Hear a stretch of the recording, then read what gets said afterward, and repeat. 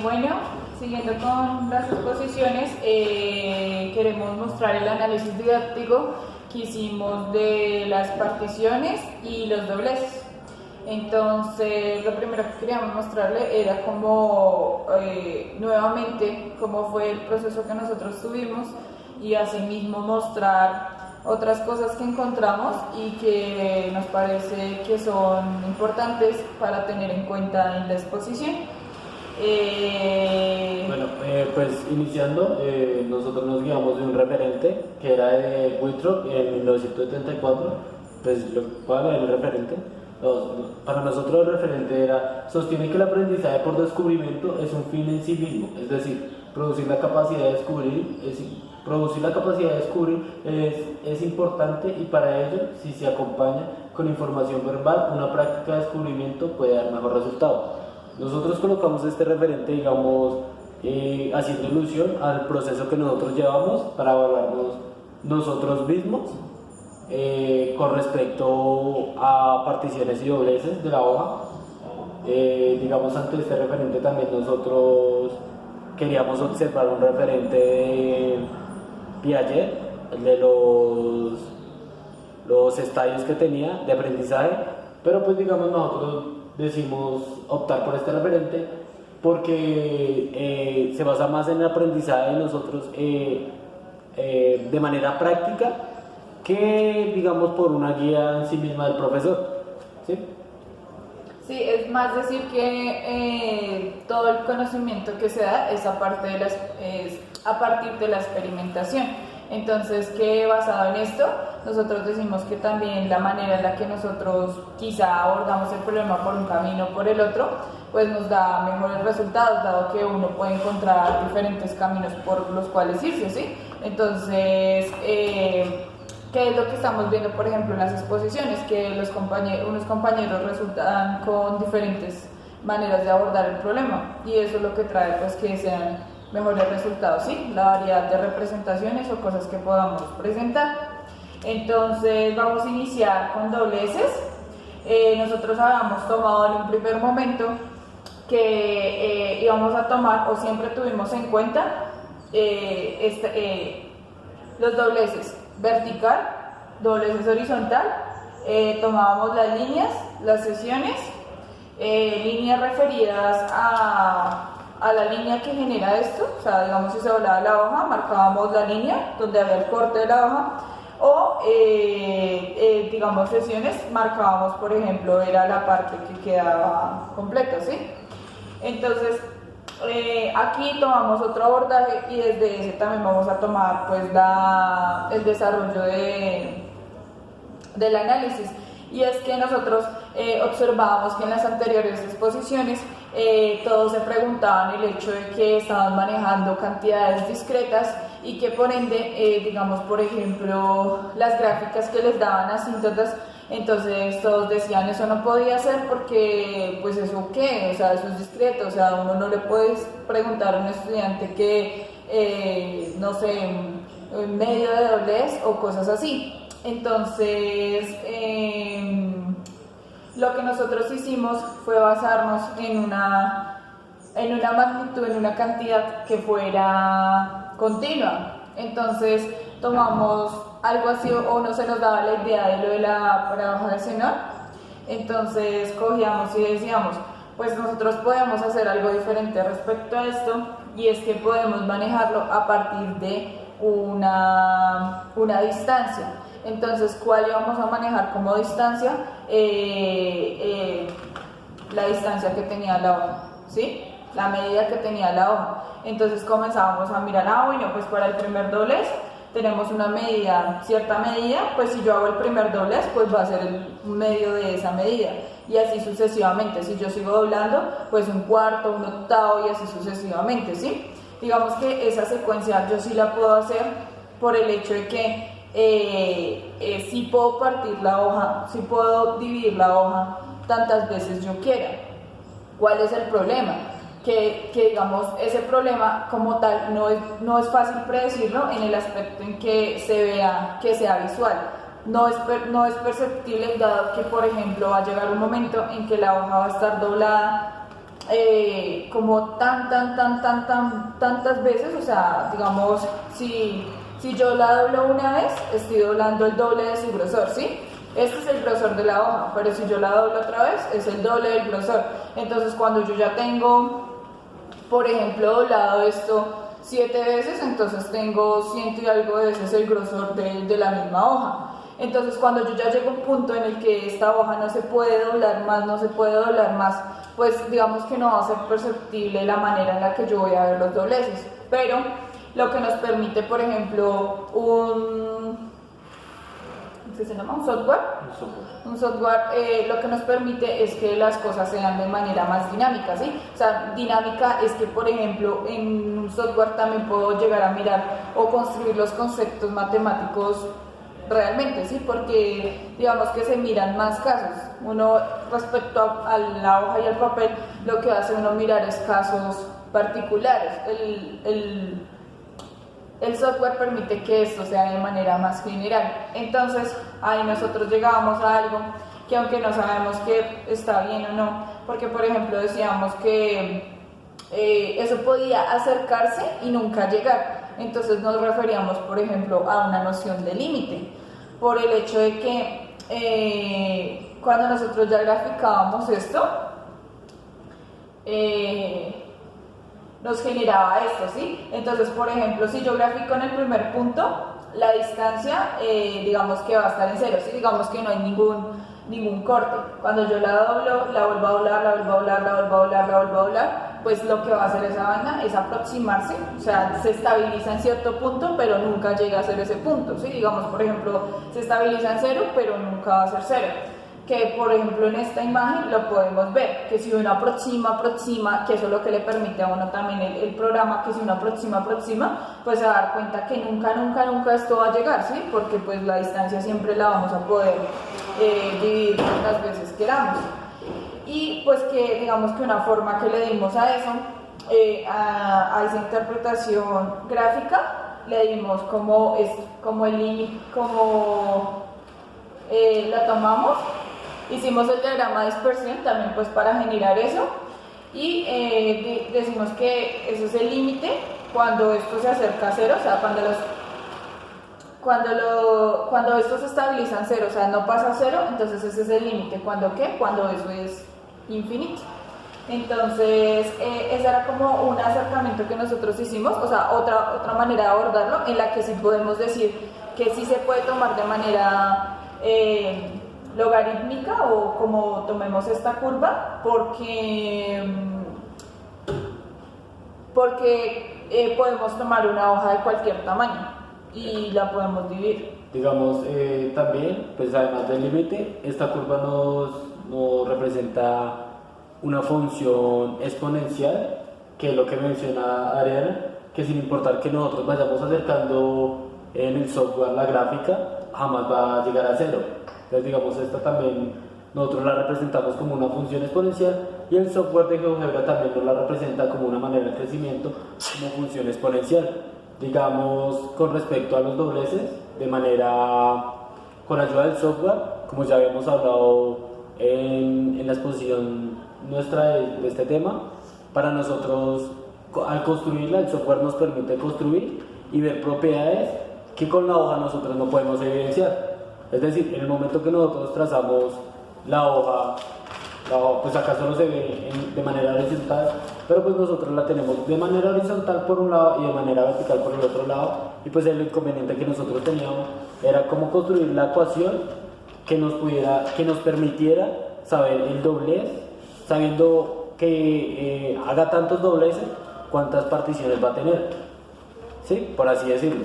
Lo que nos permitía el software era ver cómo se iba a ir dividiendo nuestra hoja.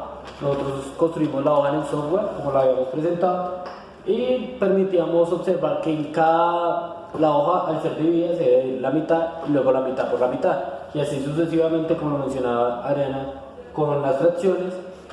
Digamos, esto nos permitió ver que la hoja en sí construía la razón áurea, ¿sí? La espiral áurea, la iba construyendo de adentro hacia afuera Es decir, de los dobleces más grandes al doblez más pequeño, el mínimo, que sería el mínimo para nosotros, un solo doblez sería el final de, por así decirlo, de la espiral áurea.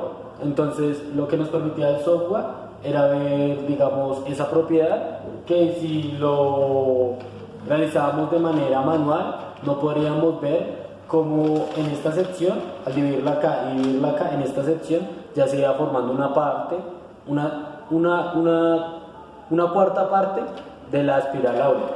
Sí, digamos que, por ejemplo, el que nosotros se nos formara la razón áurea, digamos que el hecho de que nosotros ya hablemos de un límite, el límite es lo que realmente da la noción de dinámica, ¿sí? Porque digamos que uno le hace una comprensión más o menos de la función, de las funciones, de todo esto, de estos conceptos matemáticos los hace de una manera muy simple cuando uno las hace en el papel, en la hoja del papel. Digamos que como tal el programa a uno sí le permite realizar una comprensión más avanzada. Cuando nosotros hacemos, por ejemplo, la razón áurea, nosotros podríamos tomar esto, digamos, esto va a ser un medio, porque la divido en la mitad y va a ser el grosor, ¿sí? Un medio, después va a ser un cuarto, después va a ser un octavo y así sucesivamente. Cuando nosotros hacemos eso, es la misma construcción que uno hace cuando hace la razón áurea, y me refiero a que, por ejemplo, nosotros tenemos la construcción de la... espero se vea. Uno tiene la construcción de la razón áurea, pero entonces, por ejemplo, cuando yo tengo la hoja y yo estoy construyendo, que eso era algo que explicaba Alejandro en la clase, que todos como, uy, venga, pero que lo que está haciendo, cuando yo hago esta misma, o sea, esta es la hoja, cuando yo doblo, estoy haciendo un medio de esta, ¿sí? Estoy haciendo un medio de esta. Cuando yo doblo otra vez, estoy haciendo estoy haciendo un cuarto de esta. ¿Sí me hago entender? Entonces el hecho de que, por ejemplo, Alejandro les decía a ustedes, es que lo que yo hago en el cuadrado, en el rectángulo pequeño, es lo que me está construyendo el cuadrado anterior. Siempre es la misma sucesión, solo que una de estas va a representar una parte de esta, o sea, ¿sí? Es como si uno hiciera toda una suma infinita, por decirlo así, y esa suma infinita siempre tiene que dar uno, que es la cantidad, o sea, como fuera la hoja completa. Que eso era más o menos... Digamos, ahí lo que está representando Ariana es que lo que yo haga en una de las secciones del cuadro más pequeño, eso, lo que se parta ahí, se va a reflejar en las demás secciones. Y eso nos dirá cuántas particiones o cuántas líneas tendrá cada doblez. ¿Sí? Y digamos, por ejemplo, ya uno se preguntaría, ¿no? Digamos, uno siempre hace las relaciones de las magnitudes que interfieren en el problema. Entonces, cuando ya nosotros intervenimos con la variable del grosor y que ese grosor me genere como... Sí, porque yo siempre, digamos que lo que hago es lo que yo les decía, digamos, uno cada vez dobla, lo que está haciendo es duplicar y duplicar el grosor de la hoja, por ende uno no puede doblar más, ¿sí?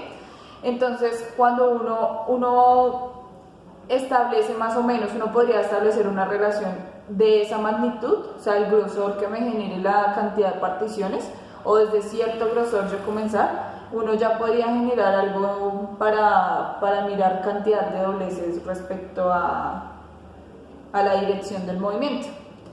Y ya acá en esta parte, lo que nosotros queremos hacer, nosotros tomamos un documento que se llama... que lo tomamos en la anterior también exposición, que dice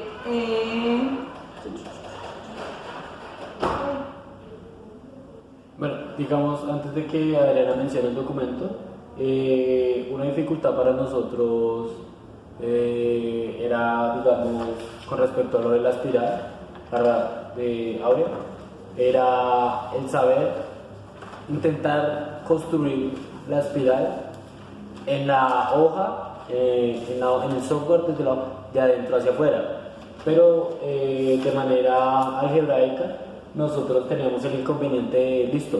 Nosotros sabemos de la partición más pequeña, los dobleces más pequeños, a los más grandes, cómo van aumentando. Pero para construir esto nosotros tenemos que saber el doblez más grande hacia el más pequeño, o sea, de adelante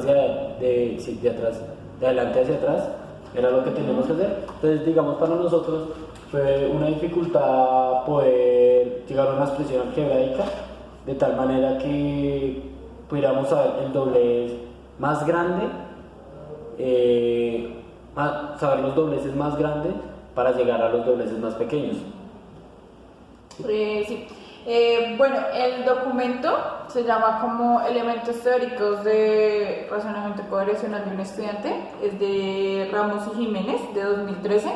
Es un documento en el cual hacen una adaptación a los niveles que tiene Carson, dado porque nosotros decíamos en la anterior exposición, es una adaptación porque los niveles de Carson son niveles muy... digamos que tienen un nivel alto, dado porque ya en esos niveles está la derivada. Entonces, por ejemplo, la adaptación que hacen y la que nosotros tomamos y desde esa hacemos otros niveles es un poco más basada en las representaciones y digamos que es más general, nos permite, digamos, tomar cualquier problema y analizarlo a partir de solo representaciones. En otra exposición, en la exposición de nuestra secuencia didáctica, vamos a hacer como tal una descripción de cada uno de estos niveles. Por ahora digamos que son los vamos a decir de manera un poco superficial. Entonces los niveles que nosotros tomamos es, por ejemplo, en un nivel 1, cuando uno interpreta la situación pero no puede predecir nada de esa situación. Entonces, en ese primer nivel uno tomaría la interpretación de la situación de manera icónica y la interpretación de manera lenguaje natural. El siguiente es como la interpretación de la situación y da casos particulares. La siguiente es como da casos generales. La siguiente sería de manera en la que se manejen funciones y la otra que manejen todo lo que sería formal, una algebraización. Bueno, eso, ¿sí? Que se tome todo lo algebraico, por decirlo así. Entonces, por ejemplo, para esta, lo que nosotros hacemos es que basándonos solamente en los niveles que adaptan Jiménez y Ramos, entonces comenzamos a hacer el desarrollo más analítico del problema. Entonces tomamos más o menos, basándonos un poco también en el análisis que hicieron, o bueno, en el comentario que hicieron las compañeras también de ciclo quinto, que ellas dijeron que podían comparar los estándares o trataban de mirar cómo comparaban los estándares con el nivel de pensamiento variacional que ellas tenían. Pero digamos que nosotros más lo tomamos no como niveles Carson, 5 ciclos, niveles de pensamiento también no lo podemos tomar así porque creemos que es más general y puede pasar que pronto no sean de manera, no son de manera lineal. Que digamos no puede decir, ay no, un estudiante está en el nivel 1 y no puede estar en el nivel 2 desde que no haya pasado o esté en el 1, porque pues eso depende del nivel de desarrollo que tenga el estudiante. Entonces en el primero nosotros tomamos como más o menos las acciones de pensamiento variacional que se tienen. Entonces como en un ciclo 1 podríamos decir que en esta... bueno, lo tomamos como nosotros lo que comenzamos a hallar es como regularidades, como un patrón, ¿sí? Digamos, de qué manera está cambiando esto. Entonces lo que hacemos es, en un primer nivel, de comenzar a mirar este pensamiento como es. Entonces, en el primero tomamos que es cuando el estudiante identifica como regularidades, patrones, de cosas concretas, y luego estas concretas como se pasan de manera cualitativa o lo que sería de manera icónica o de manera en lenguaje natural. Entonces en el primer nivel de Carson, los adaptados, en ese hace que uno lo primero que hace es como identificar las diferentes magnitudes que están involucradas en el problema, y que basado en esto establece una relación pero en representaciones, solamente se habla o se dice de alguna manera cómo se está haciendo, ¿sí? Entonces, por ejemplo, en esa se toman todas las diferentes representaciones. Para nuestra adaptación, nosotros sí solo tomamos lo icónica y lenguaje natural. Entonces, por ejemplo, uno pensaría que en ese primer nivel lo que tomaría es que entre más pliegues, las caras van a ser de un tamaño más pequeño, o entre más pliegues, más cantidad de líneas, ¿sí? Entonces uno comienza a hacer una relación entre qué cantidades están interfiriendo en el problema y asimismo comenzar a hacer una relación de manera, o sea, de lenguaje a lo formal. Entonces, por ejemplo, uno dice que el número de pliegues es el resultado de las caras menos 1, ¿sí? Que es lo que nosotros hacíamos de 2n menos 1. Entonces esa era como la primera relación que uno hacía. Ya en el segundo nivel, digamos que ya uno comienza a reconocer propiedades de los números, ¿sí? O lo que se establece en ese pensamiento. Entonces uno comienza a modelar la situación con esas relaciones de dependencia que anteriormente se tomaron. Entonces ahí, digamos, por ejemplo, comienza un trabajo más de tabulación. En esa tabulación, pues uno también va mirando cómo es el cambio en las variables que están en el problema.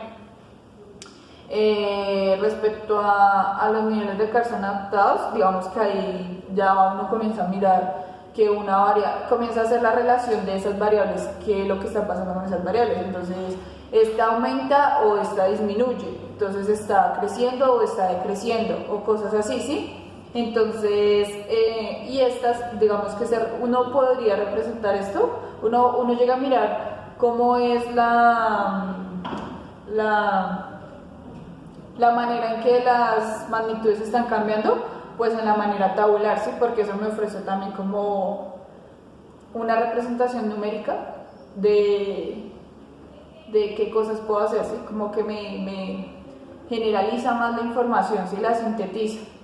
Y digamos que en estos niveles, o sea, en la relación que nosotros hacemos de nuestro, lo que miramos es que los dos identifican cómo van cambiando las variables, ¿cierto? Pero que realmente este cambio, o sea, lo que uno está haciendo es de manera cuantitativa y que de alguna u otra manera, cuando uno hace las cosas cuantitativas, llega a cosas cualitativas, ¿sí? Por ejemplo, en esta, uno llegaría a decir que uno ya se va a casos particulares, que es como les nombraba el segundo nivel. Entonces, uno decía, por ejemplo, que para obtener el número de caras se suma 1 al resultado de cada uno de los pliegues, o cosas así, ¿sí? Entonces, en esto podríamos mirar que las dificultades que uno tiene respecto a esto es que uno no sepa asignar cuál es la variable dependiente y la variable independiente. Entonces uno comienza a hacer unas relaciones que puede hacer que no den como tal un desarrollo al problema, ¿sí? Entonces es más o menos lo que nos pasaba en la exposición de los recipientes cuando nosotros no hicimos la relación de las magnitudes que estaban interfiriendo ahí, ¿sí? Cuando uno no hace las relaciones de las magnitudes, pues no sabe realmente, no está midiendo los cambios de algo respecto al otro. Entonces ahí era como una cosa que nosotros teníamos, porque nosotros decíamos como, bueno, y entonces que nosotros hacemos la relación respecto a, uno era como los movimientos, hacemos relación de movimiento horizontal y vertical, o la relación de grupos de dobleces, o digamos que esto que tomamos líneas, o tomamos pliegues, o tomamos caras, o qué hacemos de esto. Entonces era como la relación que uno siempre hace, de mirar bajo qué variable uno está mirando la otra, ¿sí? Y cuál depende una de la otra, porque realmente eso es lo que importa. y, y ya. Digamos que los otros niveles también podríamos mirar otros tipos de representaciones que son, digamos, de manera más formal, por decirlo así, porque por ejemplo ya para un nivel 3, que uno establece un pensamiento solamente, uno ya miraría que acá ya se hacen relaciones modeladas con proporcionalidad, con variación en la proporción. Entonces, por ejemplo, las lineales, cuando es cuadrática, cuando es logarítmica, ¿sí? Digamos, cómo se está manejando el cambio respecto a esto, ¿sí? Y en los niveles de Carson, digamos que ya se especifica en la cuantificación del cambio, ¿sí? Cuánto está cambiando una respecto a la otra. Y además de eso, la cantidad que cambia una cuando cambia la cantidad que cambia la otra, ¿sí? Ya de manera cuantificada. Y pues entre nosotros, digamos que para esa situación, lo que mirábamos y era como, por ejemplo, en esta parte, por ejemplo, digamos que ya uno comienza a mirar cuantificaciones cuando dice, por ejemplo, no, pues cuando ya tengo 3 líneas y ya miro que son 4 sesiones, entonces acá son 7, entonces uno ya miraría que, por ejemplo, la cuantificación es que si a 3 líneas, pues hay una sesión más, entonces uno ya miraría que 7 líneas, entonces ya miro que hay una sesión más, o sea que por cada vez que yo doble y aparezca la línea, entonces yo ya voy a decir que hay una sesión más y comienza a cuantificarse cuánto cambia una respecto a la otra. En el nivel 4, uno ya construye, por ejemplo, la tasa de cambio, y digamos que para esto es necesario que un estudiante manipule expresiones algebraicas. Cuando se hacen estas cosas, digamos que se basan en la construcción de una función, dado que eso da las herramientas para que el estudiante pueda hacer esta cuantificación. Esas razones de cambio nosotros pues como tal no las tuvimos en cuenta, o pues digamos que como tal no están identificadas. Digamos que uno más que todo se queda como en los valores que da la esta, ¿sí? Digamos que uno siempre se queda como en los valores dados, o sea que no, digamos, a veces no generaliza una fórmula, nosotros nos quedamos como tal, creemos que nos quedamos en ese nivel, porque nosotros no damos una fórmula como muchos grupos buscaban, que fuera así generalizada, sino nosotros nada más tenemos el hecho de que, por ejemplo, diéramos cantidad de veces y ya. Y también era como el hecho de que nosotros no podíamos establecer lo mismo que decíamos, o sea, digamos, no sabíamos si, por ejemplo, para el movimiento horizontal y vertical eran cosas diferentes, ¿sí? El movimiento que se generaba, entonces digamos que el cambio de una era diferente a la otra o cosas así, entonces no podíamos establecer como tal una fórmula que nos diera esa. Y ya como pues la última refería como tal a la generalización, pero con expresiones, por decirlo así, expresiones infinitas. Digamos, el hecho de en un último nivel, lo que se toma mucho es la tasa de variación instantánea. Entonces, si nosotros no hicimos en ningún momento como tal esa relación, digamos que no sé de pronto quizá lo del límite, pero nosotros no podemos, o sea, no podemos establecer algo en lo que dijéramos como en tal punto o bajo tal criterio el grosor me va a dar la cantidad de dobleces de tal y tal manera. No, entonces nosotros no creamos como, o sea, la tasa de variación instantánea me lleva a la derivada o cosas así. Entonces, digamos que hasta ese punto no llegamos, o sea, que no hicimos como tal como conceptos propios de ello. Lo más cercano sería como tal el límite y y ya, digamos que ese era como el último, ese es el último nivel y digamos que es el más importante en el que uno llega cuando hace algún problema, dado que uno está haciendo el proceso de hacer estimaciones aproximadamente más y más y más y más y más y más pequeñas, ¿sí? Más exactas. Y hasta ahí esto. Bueno, y pues teniendo en cuenta lo que dijo Adriana, pues nosotros también quisimos colocar un referente de Duval del 93 que decía diversificación de representaciones del mismo objeto o concepto aumenta la capacidad cognitiva de los sujetos sobre ese objeto o concepto. Es decir, a nosotros nos ayudó bastante representar este problema de diferentes maneras, ya sea de manera icónica, de manera gráfica y de manera tabular, que fueron las que nosotros hicimos, y con cada una nosotros obtuvimos diferentes resultados, pero que nos llevan a lo que nosotros esperábamos. Pues para nosotros se nos hizo con mayor facilidad y pues nos brindaba más propiedades y formas de ver el problema. Fue la manera tabular, como lo mencionaba Adriana, de colocar dobleces, líneas y secciones que se iban dando, y pues como podíamos observar que entre líneas y secciones siempre se llevaban uno de diferencia, líneas era uno menos que secciones y secciones uno más que líneas. Y de la manera gráfica, pues la ilustración que nosotros hicimos de la hoja de papel en el software que nos permitió ver la razonable. Digamos,